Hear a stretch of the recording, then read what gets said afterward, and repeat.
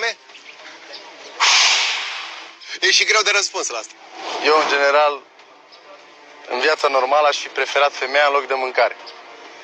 Acum aș refuza 2000 de femei să-mi dai un borș cu fasole. Jur, sunt rupt, sunt terminat. Îmi doresc o haleală, orice, dar de haleală să fie. Mâna lui Culiță fiartă, o mănânc. Sunt rupt, suntem rupți de foame.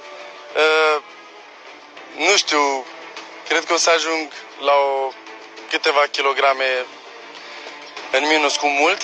Probabil mama plânge pe acasă când mă vede așa schilot mai... O valoare se cunoaște.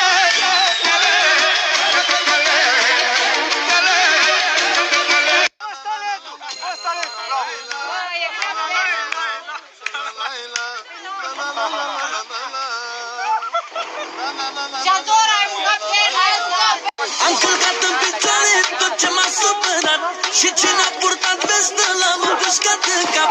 Cine l-a avut cu mine, al vedeți mardoi, l-am aruncat pe câmp într-un sat de gunoi. Bă, ce copii sunteți, frate!